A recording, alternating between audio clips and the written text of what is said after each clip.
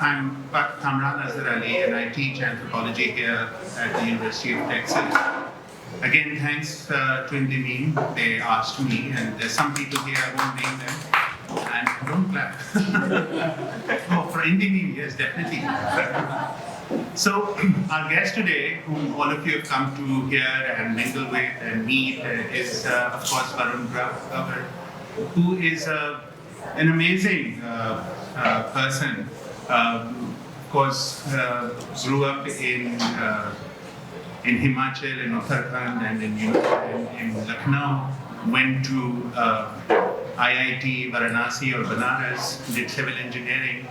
But his real talent was in his stand-up performances, his script writing, his direction, his being a poet, a lyricist. So many things, just all in this one person. Is an amazing, amazing talent, and you all know some of his scripts. Of course, Masan, everyone's a favorite, but also Superboys of Malagaon, and of course the film that he has directed himself, his and All India Rank, and lyricist for a range of films, like Gangs of Wasipur, Masan, Badhai Ho, Sweetheart, I can't even remember, Kala, recently Merry Christmas, and many others, many others. So it's such an honor and a privilege, and thank you Andy for sort of bringing him here. I'm sure he was busy and meeting people and doing his performances. So please put your hand together and give a very warm welcome.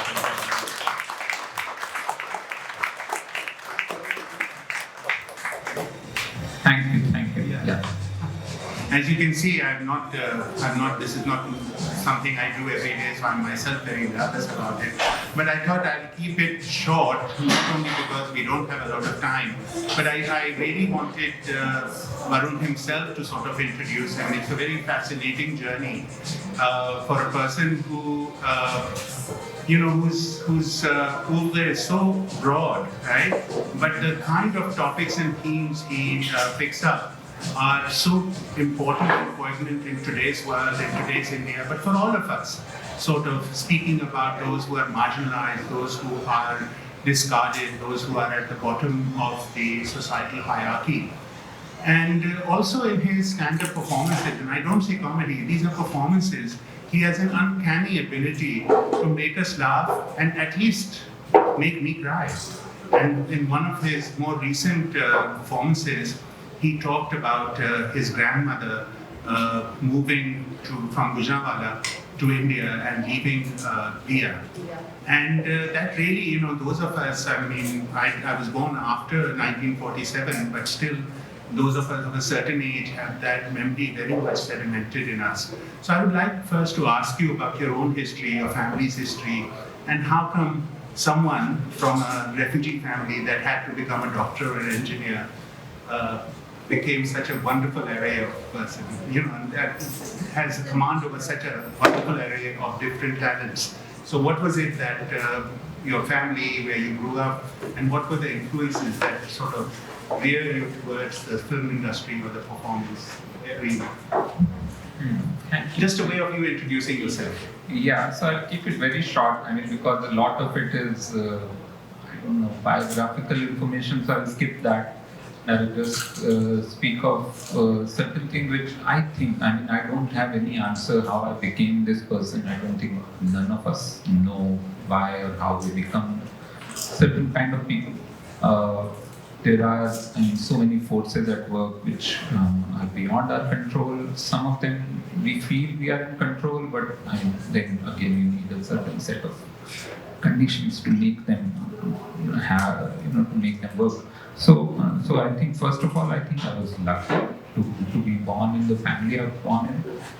That's probably the biggest differentiator, I would say, between me and someone who is not me in a way and wanting to be a writer in the film industry. So that is the second. The other multiple forces which I know, which I can claim to know, is one is my grandfather when they moved from.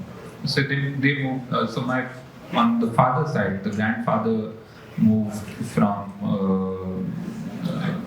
yeah, Lyalpur. And so I was thinking Faisalabad is the is the new name. Is it like Faisalabad is the old name. It's the new name. yeah, Lyalpur is the old name. yeah, which was some English guy, right? Lawyer or something. So when he moved, so they were traditionally, and my grandfather comes from a whatever family of painters, the street artists. So my grandfather was a painter, street painter, signboard painter, like a small shop at the corner of the road, and with lots of signboards. And so he had 3 sons and 1 daughter. My father is the youngest in the family. So the 2 elder sons, which are my 2 Taujis, so they work in the family business of making signboard and paintings, or generally basically street art. And at one point in the 1950s, after they had moved to India, to a place called Jagatri in Haryana, so my grandfather, that town got a cinema hall, the first cinema hall in that region, I think, called Jamna Talkies, and because the place is on the river, on the banks of river Yamuna, so that Jamna Talkies or Jamna Talkies. So my 2 uncles started making film posters, and they fell in love with cinema, and they would take my father, the youngest in the family, to watch films because they had to paint Raj Kapoor, and the only reference they had was a film postcard the company would send. But then how to get Raj Kapoor's actor features from multiple angles. They would go and watch a film multiple times to just paint Raj Kapoor, Dilip Kumar, Madhubala, Vaida, whoever were Guru those times. And my father then became a film buff, because he was the only one who was not watching probably this thing for a job. He was just enjoying, while the 2, I mean, everyone became a film buff, all 3 of them. But my father probably had the purest connection in that way, because he was just going there to watch films, and they would watch a film multiple times. And these 3 brothers still, I mean, when all 3 of them were there, one of them is not there anymore. But when they would meet, they would talk about films of the 50s, especially 50s and early 60s, as if they watched it yesterday. They would remember the names of even the crew. They would remember the names of the small, whatever, someone doing a small bit part somewhere. So that kind of, I think, came to me as a kid. I would see this love for cinema around me in my father. So he watched a lot of films. He listened to a lot of music, again from the 50s and 60s. Indian cinema, which now we know, now in retrospect we call it the golden age of Hindi film music. And he was a big radio buff also, so because that was the easiest way and the cheapest way to access film music. So we had a radio at home which was always on. So these were some of the things which came to me. And then my father is a big reader. He loves books, and there was a huge library at home. And I had access to all of those books. And me and my younger brother, both of us got a lot of books as kids. Age appropriate, but then there were so many books which were there, right, like in the house, which we started reading when we just kind of got bored of the so-called animal stories of children literature, right? So that was one, I think, clear foundation I had, which I think, as I said, got by luck. But then I fell in love. The second reason why I became this person, I think, is because I was an obese kid. And I was bullied a lot at school. I didn't have any friends. I always wanted to be a sports person. I did not have the physique or support or friends who could take me in a team. No team sport would have me. Individual sport only. Table tennis was something which I started playing after, like probably a lot when I was in standard 10th. But till then I was just frustrated with this thing that I want to be a part of the world and the world won't have me. So the world I had to create myself. And so I created that world in stories, and I started writing very early. I wrote my first short story got published when I was 10, and it got published in quite a reputed children's journal. It was called Bal Hans, and since then I just kept writing, and it was my way of just, I don't know, making sense of myself and things around me. And I was reading a lot. So when you read a lot, you learn certain words which you then want to chew, and or basically, these are the ingredients which you want to then put in the next thing you are cooking, and then you want to see how it tastes with this particular thing. If strawberries, will they go with chocolate, or will they go with, I don't know, vanilla, milk, or shahad. So I was trying these things, and that became a habit, and that became a way of dealing with life, and a way of also not just dealing with the bullying part, but also dealing with the gift part, which was coming from the other side, that how to use this gift, which is access to books, cinema, access to this world of imagination. And so it was I took one gift and one curse, so to say, and put them together and build something. So, yeah. I'm so glad you did. Thank you very much. So, because we also have time for you, so I'll just go through a couple of questions. The audience will I'm sure, ask you many questions as well. Varun, I actually should have brought my CD of Masan and gotten it signed from I just forgot before coming here. But there is a way in which in Masan and in your stand-up performance, but also you get a glimpse in All India Rhyme, when the father says on the cake, Urdu, right? And then and that's sort of some of the things that you deal with, and how certain kinds of sedimented histories and cultures, and that is the other within, it's never left, but yet there is a very focused way to distance, or a very sort of concentrated way to distance who are the same, right? But at the same time, Indian cinema, at least in more recent years, has had a tough time bringing inter-religious or inter-caste relationships to a certain kind of a living happily ever after. When you see Dhadak, when you see Malal, and Kedarnath, right? But in your case, in Masan, what I saw, and this could be a larger discussion, I thought it was very interesting. Of course, Vicky Kaushal's character, who he is in his romantic, she dies, right? She's upper caste, but she's willing to leave, right?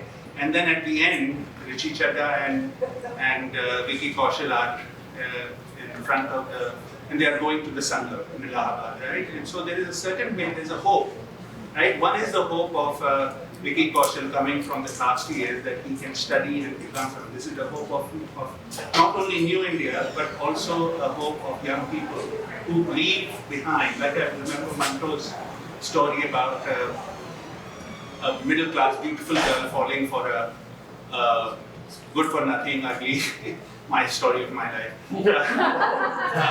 ugly, good-for-nothing boy. But he was not into resolutions, right? He said, we don't need to see if they live happily ever after, but desire and coming together, and what life they will have, we don't know. And what life those two characters will have. But there is a sense of hope. So I'm just wondering your own sort of, very sensitive way of thinking about emergent ways in which those differences are being overcome. Do you understand what I'm saying? I think that last scene, but also in other places, even where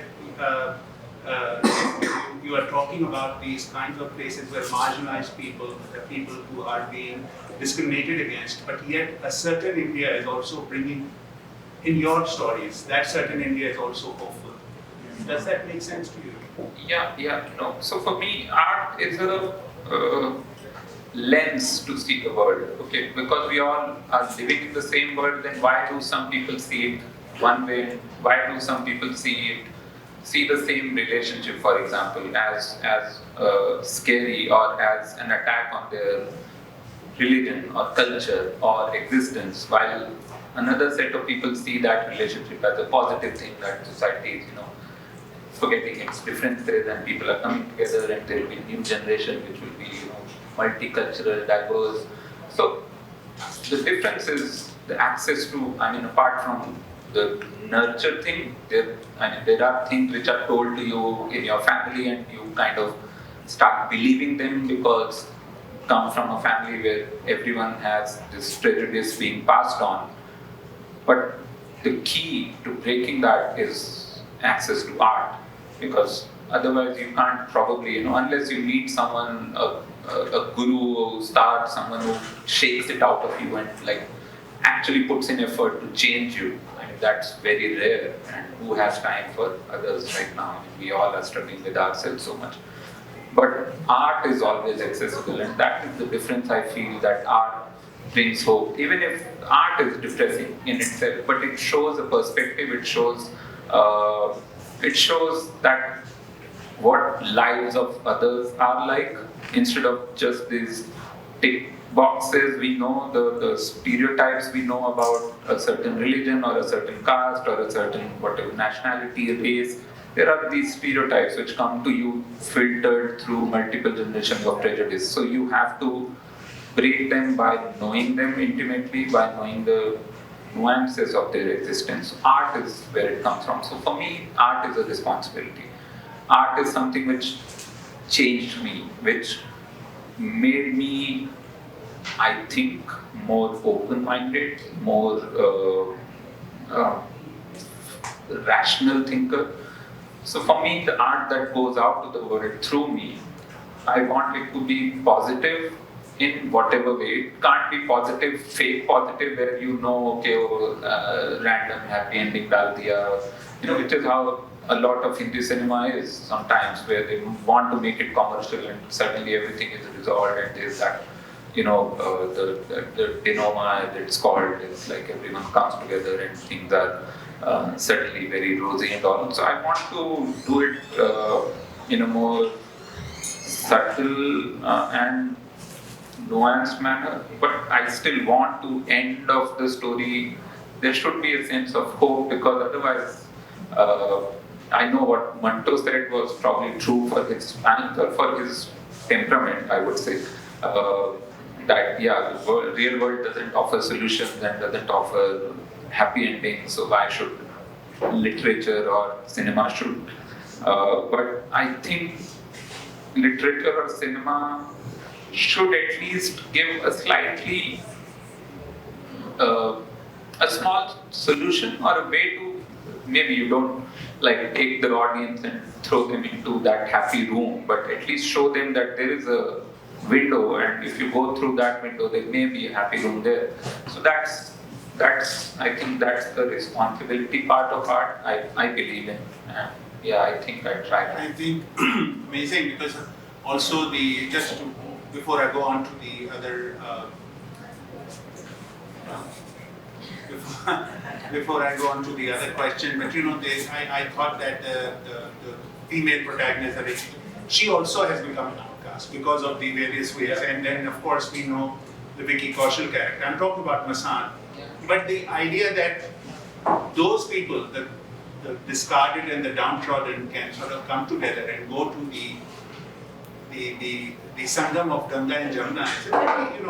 Maybe I'm over-intellectualizing it, but it was so beautiful. It was just amazing.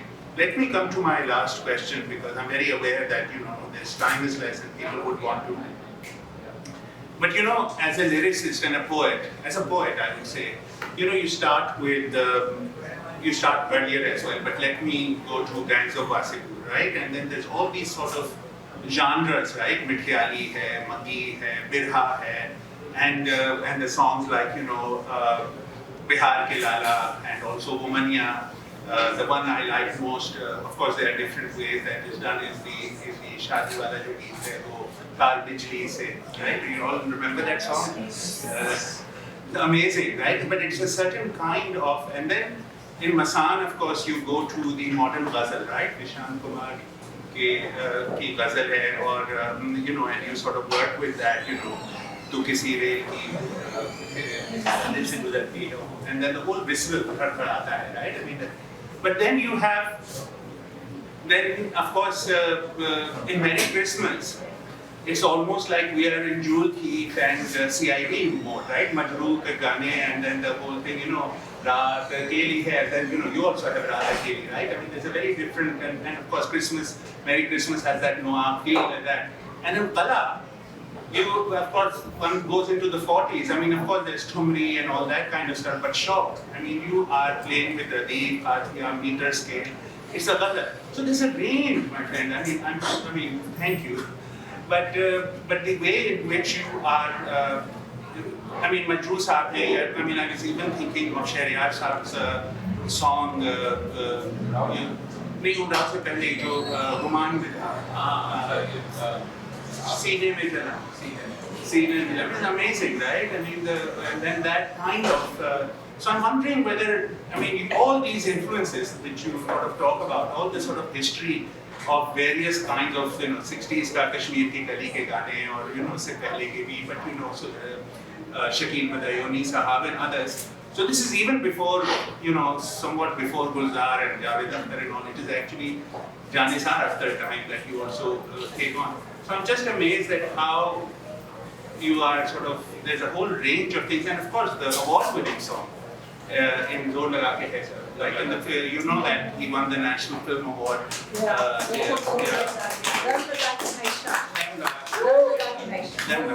Sorry.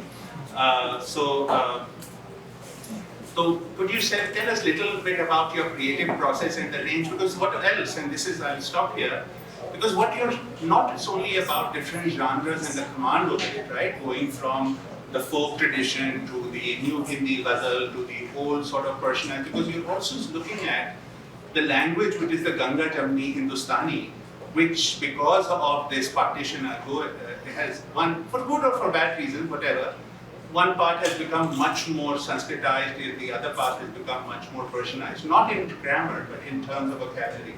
But you sort of bring it together, you bring back the kind of old vernacular and the Hindustani, and using, I mean, from Wasipur to Kala, you have a range, and you bring, and when it's like in Dam Laga Ke Hai Sab, it's much more Hindiized.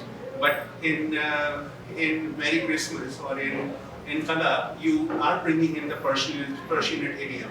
So I'm just fascinated that not only in the hope that you give in your scripts, but even in your lyrics, you are doing something that is sort of showing the traces of what we are as a culture, at least in North India. Yeah. So I hope I'm making sense here. Yeah. And I want you to talk a little about the creative sense of the range, because not all poets do it. Okay, yeah, I have not thought about that, but for me, it comes very naturally because I grew up in Lucknow, where, I grew up in many cities, but Lucknow is what I feel like home, and Lucknow is where I spent a lot of my time, especially the formative years, as we say, is basically from the ages of 11 to 19, so 8 years in Lucknow. Yeah, so which is where I started reading, where I started understanding cinema, understanding literature a bit. Of course, not like till 19, I still had not read like the heavy literature. I had read the easy ones, but not, I don't think I attempted Dostoevsky, which I did probably in college. Even, I'm not claiming to understand any of Dostoevsky, but I'm just saying I tried that. So the thing is, Lucknow became a very important part of my, my vocabulary, which is Hindustani, which is a mix of Lucknow mein, one small anecdote is, there's a gully in Lucknow, which is from Ajmeri Gate to, Akbari Gate, so in Chowk, which is the old Lucknow. So, Gol Darwaza to, I think, Akbari Darwaza. So, there is that gully. In that gully, there's a Ittar shop, Izhar Sons, I think it's called. So in that shop, when you go, you buy the Ittar. Now, these are Ittar traders, okay, for generations. and you go and buy an itar. So if you say वो गुलाब वाला दिखाइए, तो वो जो गुलाब वाला दिखाएंगे, उससे पहले वो गुलाब पे एक शेर सुनाएंगे आपको। फिर आप बोलेंगे ये मिट्टी की जो सौंधी खुशबू वाला है वो दिखाएं, तो वो सौंधी खुशबू पे फिर वो मिट्टी पे एक शेर सुनाएंगे। तब वो इतर खोलने से पहले वो आपको एक शेर सुनाएंगे, वो शेर सुनते सुनते आप इतर का मजा लेंगे। तो इस तरह वो एक इंसान हुए जो उस बड़ी दुकान है, मतलब एक तरह से कह सकते हैं सोशल स्टेटस में is probably upper middle class. उसी गली में एक ठेला है, sorry now I'm speaking in Hindi for a bit just for this because this piece can't be translated I think. So उसी गली में एक ठेला है छोटा सा, एक जनाब है जो मेरे ख्याल से 75 साल के होंगे कम से कम, और वो लखनऊ में एक चीज मिलती है मलाइयो, जो मक्खन मलाई इसको वहाँ बोलते हैं, it is the froth of milk and curdled milk curdled overnight, and then the froth kind of freezes in the morning dew, and then they sell that froth which is sweetened and with kesar and all. So it's called makhan malai in or nimish in Lucknow, malaiyo in Banaras, and daulat ki chaat in Delhi, and Delhi has the worst in terms of the quality. Best is I think Banaras and Lucknow. Banaras actually the best in Lucknow and then Delhi. Banaras ही पूरा Bihar originated from Banaras. अरे वाह, बिहार में गया है। हाँ, तो originated from Banaras, then came to Lucknow and then I think went to Delhi and but the thing is now this man who sells malayo on a thela, it's a small thela, he has been doing it for I don't know 40 years. And my friend Himanshu Bajpayee, who's a Lucknow historian and archivist and a Dastan book, so I walked that lane many times with him. So he introduced me to this guy who is a Malayo salesman, Makhan Malai salesman, and he knows the Bhakti Kal poets by heart.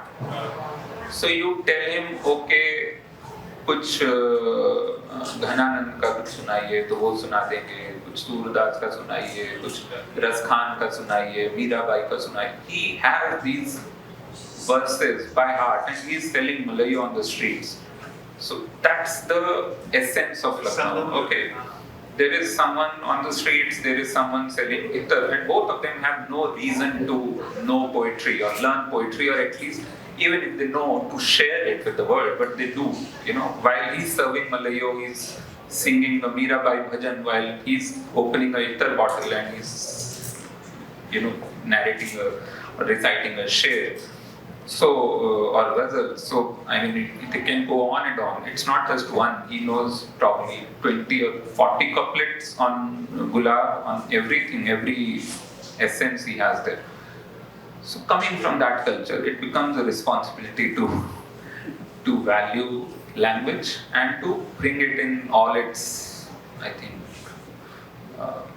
जो हम गंगा जमनी तहजीब और गंगा जमनी glory जो है उसमें लाना भी ज़रूरी हो जाता है, और ज़रूरी से ज़्यादा मुझे बहुत मज़ा आता था, मुझे पसंद था, तो I thought कि I will use that language which is very common to me. It's not the word moh के धागे जो मोह है उसमें, it's not an outwardly word for me. It's something हमने लखनऊ में सुना है आसपास, या शौक, बिखरने का मुझको शौक है बड़ा, समेटेगा मुझको तू बता जरा. ना बिखरना और शौक बड़े कॉमन से वर्ड हैं, बट somehow वो जब गाने में बैठते हैं तो they become unusual, not because I mean, simply because probably the world stopped using them in common lingo, while Lucknow still does that. So that's, I think, it came from that. About the process of how I write, वो हमेशा से मेरे पास बड़ा आसान सा जवाब है. वो गालिब का एक शेर है कि आते हैं गैब से मदानी ख्याल में गालिब शरीर खामा नवाए सरोशे. तो I don't know, it's the whisper of the angels. जो आपने नाम लिए, जो सारे वो शकील साहब हों, वो हजरत जयपुरी हों, महजूब साहब हों, साहिब हों, वो शैलेंद्र हों, वो जो दौर था वो खास करके 50s 60s का वो दौर, क्योंकि मेरे घर में हमेशा से रहा. तो वहाँ से मेरी ट्रेनिंग वहाँ से I mean there is no even school to learn lyrics writing, Hindi film lyrics writing. Of course there are teachers and there is one जिनसे मैंने उर्दू सीखी है, अभिषेक शुक्ला, एक बहुत कमाल के शायर हैं और लखनऊ में ही रहते हैं, और उनसे मैंने उर्दू पढ़ना लिखना सीखा, और अभी वो गज़ल भी एक कोर्स उन्होंने शुरू किया है गज़ल का, तो वो भी मैं करने वाला हूँ इस साल ही दिसंबर में। बट वो सीखने के अलावा असली सीखना मेरा जो था वो सुनना था, और बचपन से जो सुने मैंने गाने फिल्मों के, और उससे जो इंस्टिंक्टिव समझ है मैं उस पे ही चल रहा हूँ। मैं अपने आप से मैंने कोई वो मात्राएं गिनना आता है, लेकिन मात्राएं गिनने की जरूरत नहीं पड़ती, क्योंकि आप गुनगुना लेंगे तो आपको पता है ये सही है कि कितना गलत है, कितना सही है, कहाँ आधा कम पड़ रहा है, कहाँ उठाना है, कहाँ गिराना है, वो सब सीख मतलब सुन के सीखा है। तो वो एक तरीका मुझे आता है। बाकी फॉर्मल एजुकेशन सिर्फ आप गजल की कर सकते हैं, हिंदी का छंद शास्त्र भी है उसकी भी कर सकते हैं, बट सबसे पक्का तो वही होता है जो कान का अगर आपका पक्का है कान, तो बाकी हो जाएगा। नहीं बिल्कुल। And you know, you being a performer, a lyricist, a film director, a script writer, my God, I mean, and this is just the beginning. I'm sure the future is, we're all waiting for so many more things coming from you. Of course, I can't end without a plug to where my parents are from, Dhanbad. They're not from Dhanbad, they're from South Bihar. So I really, and the song that, I'm saying it again, Taar Bijli Se Patle Hai Mere Piya. This is something that in our, I mean, it's not the exact, but this is the kind of geet and shadi geet that I grew up with. So thank you personally about that, right? I mean, of course, now it's Jharkhand, of course. But yes, it's open. Thank you so much. Yeah, it's open. Anyone wants to, yes, please. Thank you, Kamranji, and thank you, Varunji. Thank you so much. It's such a, like you said, it's such an honor to be here and to listen to the artist, and your oeuvre is so so widespread, expansive. We didn't mention actor. Actor, absolutely. When I say oeuvre, I mean like interdisciplinary oeuvre. My fault, yeah. Yeah. Anyway, I actually didn't know, because I know about you as a comedian, and to be honest, I didn't know that you were connected to all these other strands of art. And just, I wanted to ask you, I'm a political sociologist. I have been working on minority issues in Eastern Europe, particularly Romani, and the Roma themselves are from South Asia, from Northwest. Haryana has a connection. Yes, definitely. Yeah. We still have to unravel the exact connection. But anyway, what I wanted to ask you is that the moment that we're in Indian history or in Indian contemporary history, and the political moment that we're in, as a comedian, and especially as a comedian who doesn't want to self-censor, I think it's such a, how should I say, the artists are, for me, one of the last preserves of resistance, let's say. Okay? So how do you feel about what the work you're doing, and how do you walk on that tightrope, or that, that balancing act? I'm not saying that you're censoring yourself, मैं ये नहीं कह रही, but वैसे हमारी tendency होती है when we're in the public sphere to censor ourselves. So firstly, how do you grapple with that, actually? Yeah, that's the question. Thank you. Yeah, it's such a, I mean, I know it's difficult time, but as I have been saying this, the worst time to do comedy is the best time to do comedy, because the jokes are easier to write, difficult to perform, but easier to write. And as a comedian, I'll take that. As a comedian, I mean, I will take that where I can write 10 jokes per day and don't have to stress about my creative output. Then what to do with that output, that's the difficult part, and that's something which, again, growing up in India, we have always, there are 2-3 things I believe in. I believe in the power of art And I believe that no matter how subtly you do it, okay, so that to not step on certain toes and all, it will still, the message goes through. Okay, so all you have to do is be there and keep talking, keep saying what you want to say, and find a way which is least offensive, which is polite. There's a term Mahatma Gandhi gave, which is civil disobedience. So this civil part, और सविनय अवज्ञा हम लोग इसको बोलते थे, सविनय हिंदी में, that's a lovely term, which is like civil disobedience is kind of a bad translation. Actually, the correct translation is polite disagreement and a polite disobedience actually. So that I like. So the politeness of it is very important for artists. Though of course I'm not saying angry artists should just shut up, but yes, so they I mean anger has its place, but again there's this very old joke that what do you, if you are in a jungle and you come across a big bear, like grizzly bear with 2 guns pointed at you, what do you say? And the answer is, sir.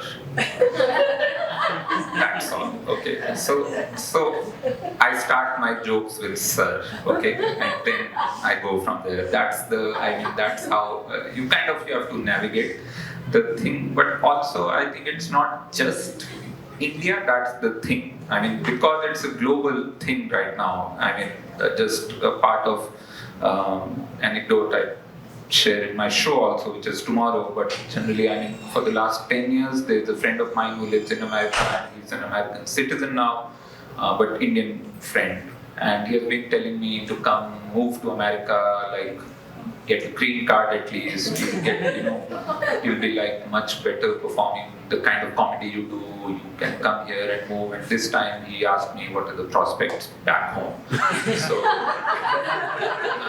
So I know how things are right now. So where do you go? Either you stop being an artist, or you continue being an artist and don't care about most of the repercussions. As long as, like today, my apartment, the way where I was living, caught fire, and I had to like run in 10 seconds. And in those 10 seconds, I got my laptop, phone, wallet, and passport. That's all I need, basically. I'm saying. So 10 seconds, if they give me any day, I can pack up and leave. That's how I would survive. So. Hi, so 2 comments and 2 questions and a comment. Yeah, but short, but short. Yeah, promise. So one of my favorite films from Bollywood is Govin Nilahani's Party, and running, like one of the central themes of the film is this debate about what's the role of art, and which remains unresolved throughout the film. And what you talked about your philosophy of art is not exactly that, but just wanted to get at how, like, where do you stand on like that debate? And secondly, so this is something which internet cannot tell me, so I have to ask you this. But there's this song in Om Darbadar called Bablu Babylon Se. And a friend of mine sent me a YouTube video which is a longer version of that, which has your name on it in a lyricist. So what's the story behind that? Okay. And Lovely. the short comment is, I'm also from Banaras. I grew up in Chowkhamba, and I have to say that Asli Madaiyo is from Chowkhamba. Yeah. So I'm not saying purpose of art for. I stay away from the word should in my life. What should be the purpose of life? So, when I said that, I'm saying it only for myself. So my art represents that, and as I said, angry art art that leaves you with more questions than answers, art that leaves you depressed, art that leaves you completely hopeless about this world.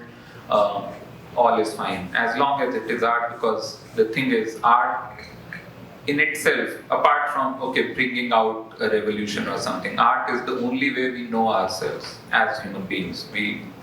Art is like how you see yourself in the mirror is you see only a 2D thing. How do you know what you are? What emotions move you? What stories? What people? What cultures? What moves you really? It's only you can find only through interacting with art. So that's so everything is fine as long as it is art. And the role of art in society is to let you find yourself, I think.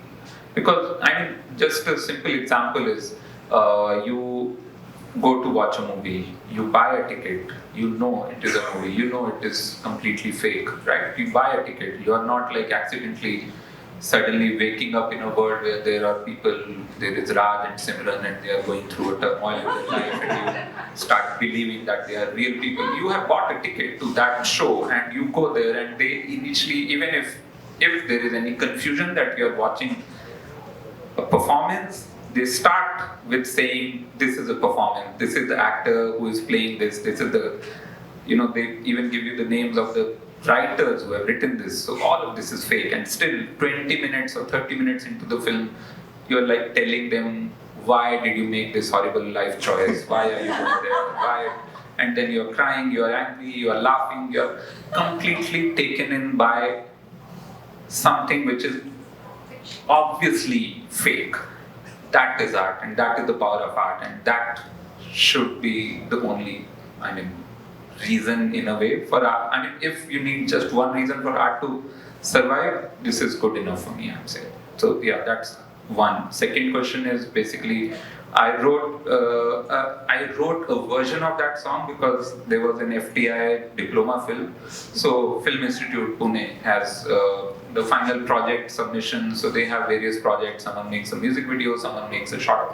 No, actually, music video is, I think, the second year project, and the final year project is a full length, a short film, 30-minute film. But second year project, someone wanted to make a music video. They came to me saying, will you write a version of Bablu Babylon? And I wrote that, and they made a video. The video is on YouTube, I think. It was last I checked on FTI official page. And that's how I ended up writing that song. And it's a lovely video, very nicely done, I think. Thank you. One thing about Govind Nairani's party is also a post-Nakshalbari moment. It's a very different moment, relationship with and that whole earlier history of Bhutta, and then the 17th generation and things. So we're somewhat in a different moment as well. Right? That's when Suri Shah came. Yours. Go ahead. Yes. There's a hand here, and then there's a hand here. So, like many of us here, I know that you were asked by your parents or you were encouraged to be in engineering or some kind of science field. How did you find your calling towards art, and what made you finally say, this is it, I'm done? So I was very sure right from the start, but I was sure in my head. I did not voice it out to my parents, and I got the confidence once I got to the engineering college, and once I was in second year, I knew that I'm not continuing with this, even though I still passed with, I think graduated with 8.4 grade, which was really good in my class. And because I love maths and science, maths and physics, I still love them, and so it was not a kind of grind for me that I was thrown into something which I didn't like. I like that, and this I like more. Like somehow a lot of someone who is in tech and likes movies on the side. So I was actually someone who loved movies and liked maths and physics as a hobby on the side. But eventually I got there through the exam, and then I used those 4 years to work on my writing skills and reading and all. it gave me a good break for 4 years where no one is asking me what do you want to do with your life and where do you go from here and all. I was there for 4 years and everyone knew generally, I mean, the kind of college I was in, I'll get a good placement, I'll get to a good job. So there was no stress to figure out the life after that. So that gave me a very good 4 years to explore myself. And also because I was in Banaras, luckily that's such a great city if you really want to observe life, if you want to explore music. It has a lot of music festivals, the culture, the history. It's just, it's a heady cocktail of multiple influences, and so I was lucky to get there in a college and use that time. So yeah. Go ahead, and then we can push it. Go ahead. I have two questions actually. My first question is, what have been your impressions of the U.S. during your stay here? And the second question is, you mentioned that because of your father, you had a lot of exposure to films and books, and it's actually the same for me. My father exposed me to many films and books. Could you speak louder? Yes, I was wondering, particularly, were there any films or books that really influenced you when you were younger? Okay. So my impressions of the US, I don't understand the American hotel breakfast. The worst kind of food I've seen on this planet. I agree. I don't know what's going on there. Why should I go down and make my own pancake or waffle, or there is that strange machine they have where it's almost like making kebab, but it's not kebab. You just turn it around and it comes out as, is it waffle? What's it called? Yeah, waffle.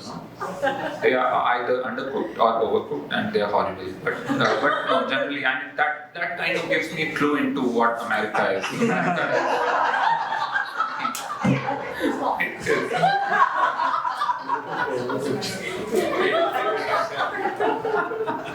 Yeah, it is a country that says individualism above everything, and even if that everything means literally everything, and then you are like left alone,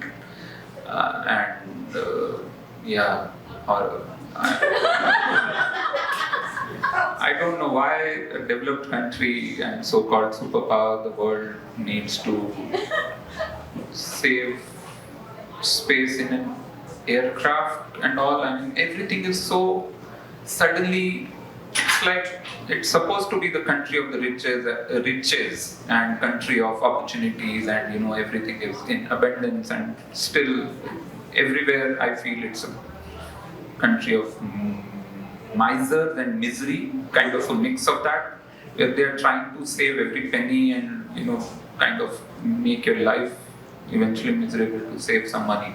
So and still at the same time, some of the best natural scenes, some of the best national parks, some of the best visuals on the streets in terms of just the skyscape. It's a complicated, just like, as they say about India, whatever you say about India is true, and the opposite of that is also true. So same for America, I think. So yeah, the side of it might also be true. I still have like 20 days on my visa, so I don't want it to, like, the video to get out. And someone, I don't know, the eyes people are.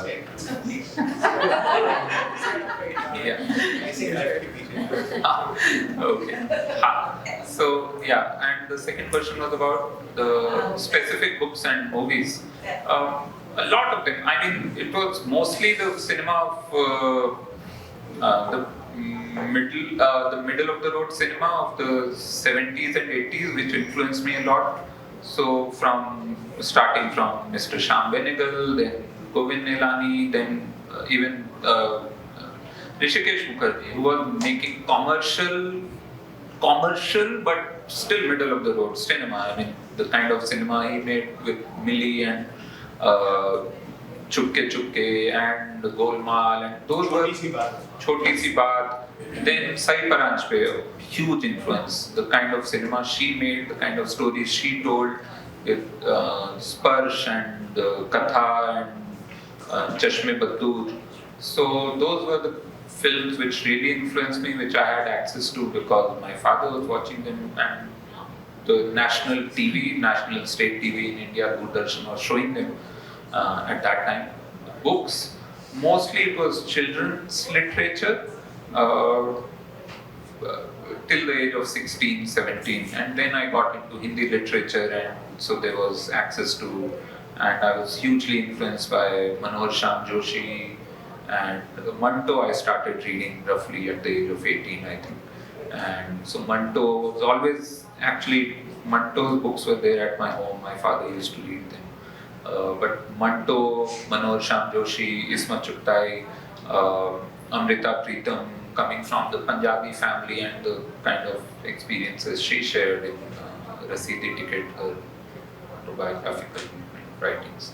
And then Uday Prakash, I found Uday Prakash in my 20s, again one legendary genius. Then Nayyar Masood Saab,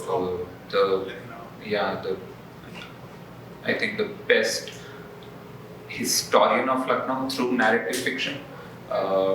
So yeah, lots many. Arundhati Roy, when I first read. I mean, for me, because Hindi is the language I speak, Hindi and Hindustani, or even a bit of Punjabi. So for me, the Hindi prose, no matter how poetic, it is prose. But when I started reading Arundhati Roy, and then I figured, oh, prose can be poetry also. Like it's because it's a different language. It's a language I didn't grow up with. So for me, it has that slightly fantastical element to it. What I can never probably find in Hindi, though I know what is poetic writing in Hindi, but still, the prose Arundhati Roy writes, it moved me in a different way. It moved me in a, I don't know. Yeah, so that was again something I probably discovered when it came out, the first book, God of Small Things. I think it was 1997 Booker. So yeah, that I think I was 18 at when I read it, 18 or 1999. So yeah. So but one or other person who moved from Punjab and settled in Lucknow, Yashpal Saab. Yashpal Saab. Shuja? My name is Shuja and I'm a screenwriter and I love your films and what you've written. So what is your approach towards screenwriting, particularly when you look at the other writings you do? How do you approach screenwriting?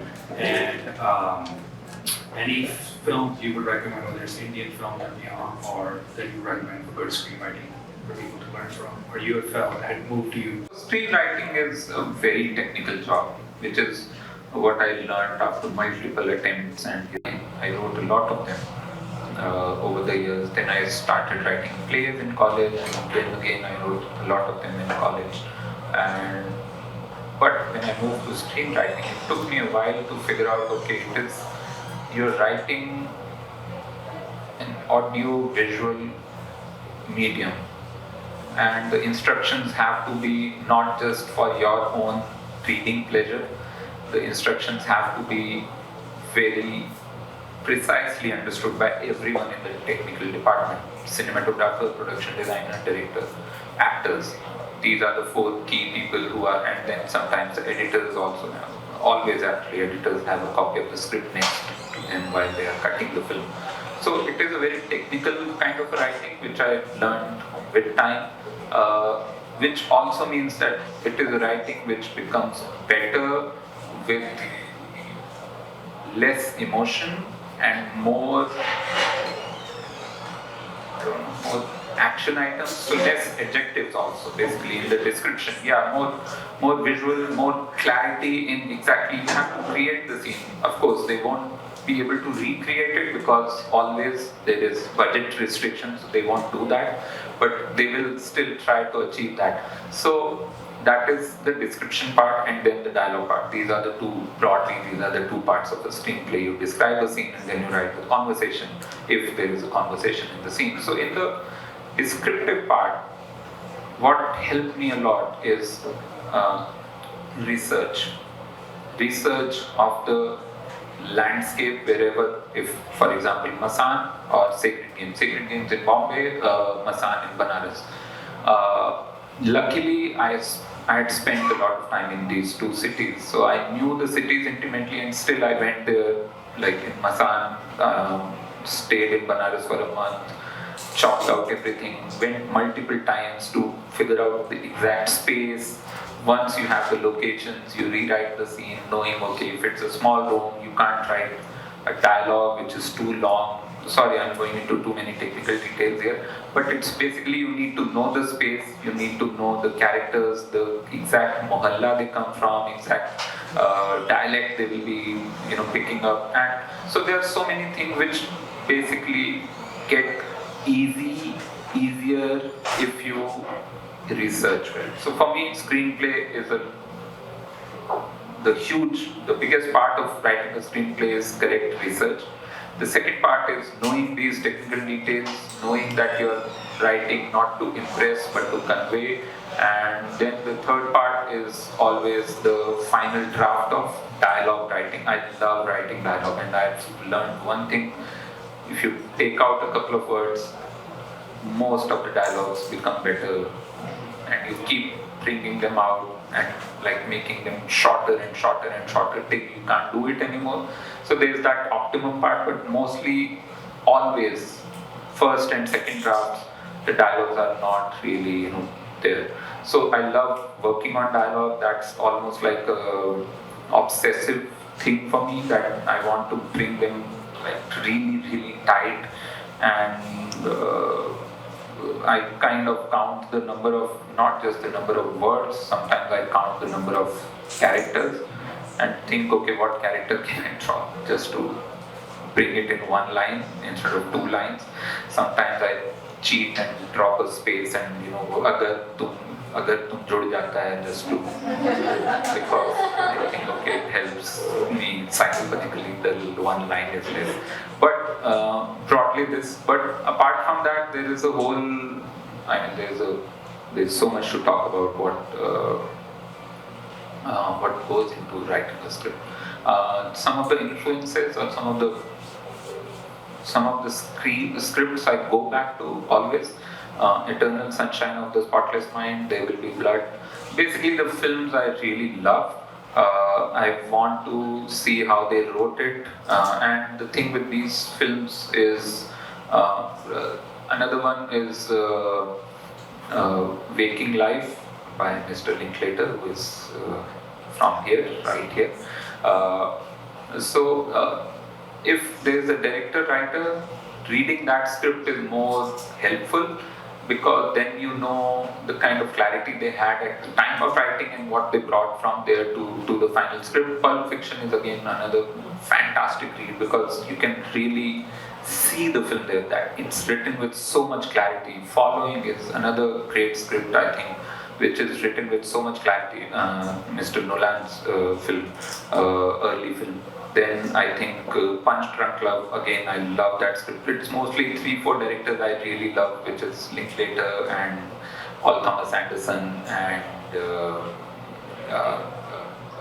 Nolan. Yeah, Nolan, Tarantino. Tarantino now, I don't know what he will do next. Probably his last film now or something. But yeah, early Tarantino was something, like the kind of power, the kind of clarity he had, and the kind of dynamism there in the script, which you know from the script that it will be a very dynamic film, and it eventually does, live up to that promise. So yeah. So I know why Meghna is worried. She's worried because she wants people to also mingle. So we just have one last question, very quickly. Yeah. And then we have 5 minutes or 3.5 minutes for him to take photos with everyone.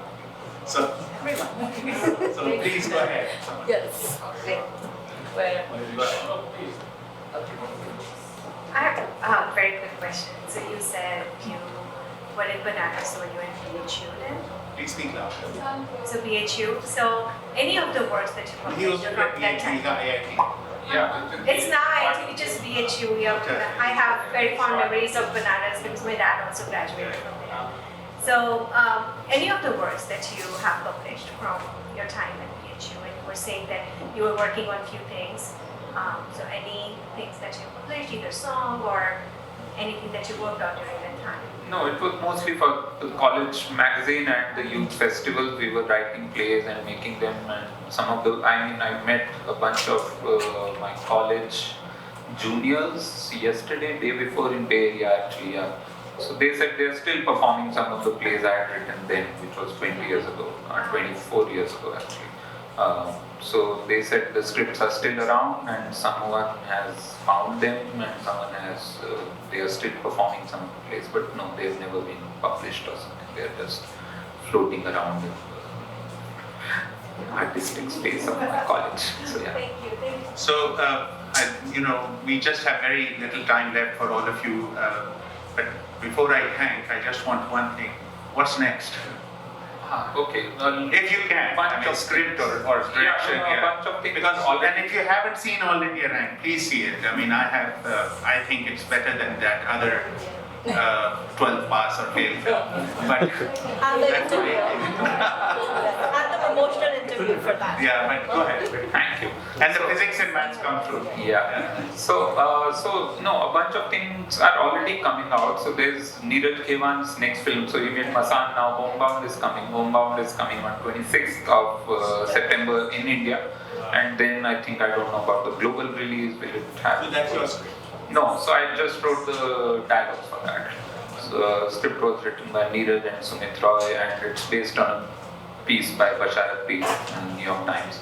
And so that is one. I've written dialogues for that. I've written dialogues for Hindi dialogues for Jugnuma, which is the fable by Ram Reddy. So it is also, it released last week in India, and it will be out on some platform soon. So these are the two things I've written, where both dialogues. Then there is a short film called Chashma, which is by Nitin Baid, who edited Masan and many other films. So Nitin's first film as a director is called Chashma, and We screened it. you have screened it, right? Yeah, so I've written that film, and so that will also hopefully come out soon. Then there is a film called Ilaj Ghar, which I've co-produced and co-directed. Basically, it's 4 films, anthology, 4 short films put together, and 4 films of 15 minutes each, but they are kind of connected by the theme and by the space. So they are all set in a hospital, and it's called Ilaj Ghar, the film. And I've directed one of them, and I've also co-produced that. That will be out hopefully next year. Now we are starting our festival journey. We have submitted to some festivals, hoping to see where it goes. So that will be. My only regret is that I won't live long enough to see all the wonderful things you will be doing in the future. No, really, this has been such an honor and pleasure. I'm sure I speak for everyone else. And thank you so much for giving us this time. Thank you.